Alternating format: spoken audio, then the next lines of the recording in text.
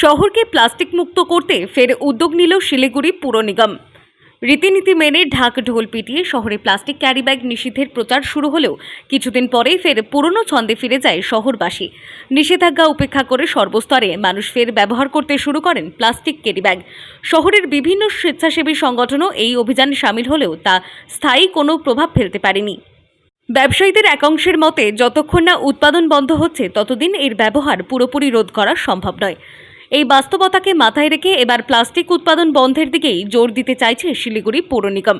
শনিবার পৌর নিগম ভবনে মেয়র পরিষদের উপস্থিতিতে বড়গুলির সঙ্গে একটি ভার্চুয়াল বৈঠক করেন শিলিগুড়ির মেয়র গৌতম দেব। বৈঠকের সিদ্ধান্ত হয় আগামী জুন মাস থেকে বৃক্ষরোপণ কর্মসূচির পাশাপাশি শহরে ফের প্লাস্টিক ব্যবহারে নিষেধাজ্ঞা জারি করা হবে। বৃক্ষরোপণ 5 তারিখ জুন মাস থেকে শুরু হবে। সবচেয়ে বেশি গুরুত্ব দিতে বলেছি প্লাস্টিক, থার্মোকল, বড়োর মাধ্যমে ওয়ার্ডে ওয়ার্ডে এটা নিরন্তর প্রচেষ্টা, ওয়ার্ডে ওয়ার্ডে সে নজরদারি, পুলিশ আর সবাইকে নিয়ে আরেকটা মিটিং করবো। এর আগে বহুবার মিটিং করেছি, কিন্তু প্লাস্টিক যাতে এখানে ঢুকতে না পারে, স্টোরেজ করলে সেগুলো এনফোর্সমেন্টকে নিয়ে ছাপা মারা, সেগুলো উদ্ধার করা।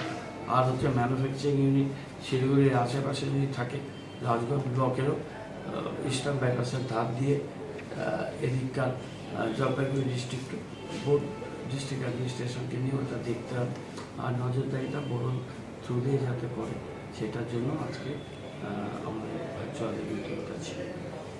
ব্যবহারের দিকে বেশি নজর দেওয়া হবে নাকি ম্যানুফ্যাকচারের দিকে বেশি নজর দেওয়া হবে? ম্যানুফ্যাকচার, স্টোরিং অ্যান্ড ব্যবহার, তিনটে। মালটা যদি নাই আসে, আর এটাকে বাইরের থেকে এন্ট্রি, নেপাল থেকেও আসে, বিহার থেকেও আসে। শিলিগুড়ি থেকে অনিন্দ বসাকের রিপোর্ট, টাইমলেস ডিপিকশন নিউজ।